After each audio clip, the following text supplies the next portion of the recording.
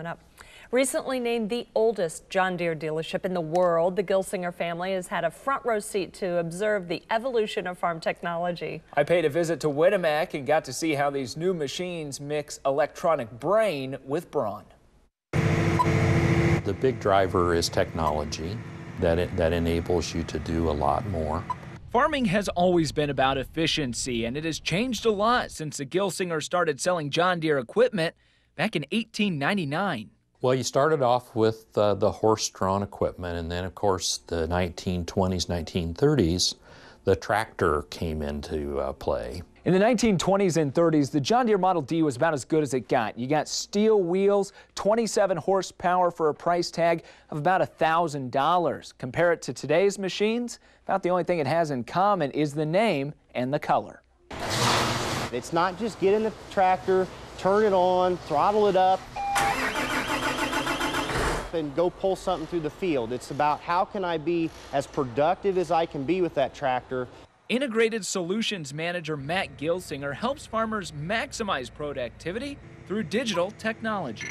You have two pieces of precision agriculture. You have the guidance technology that would steer a tractor in the field, and then you have also the data activities. GPS guidance with accuracy that is measured in inches. Here we're going to go around a corner. Takes complete control of the tractor once it's in the field. So the only time they would have their hands on the wheel would be to avoid some sort of an obstacle or just driving it up and down the road.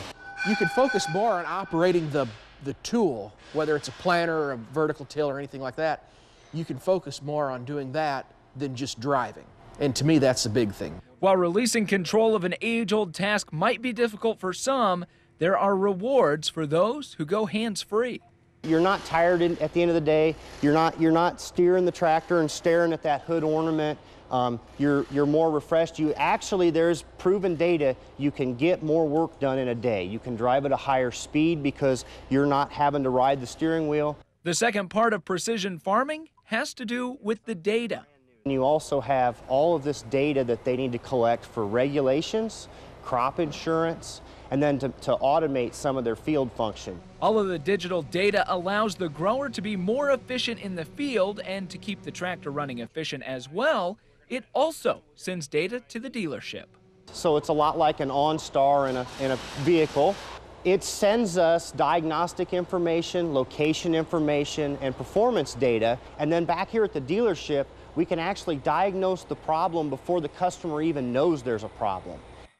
From steel seats to air-conditioned cabs, Bluetooth, and satellite radio, tractors have evolved, and the dealership has done the same.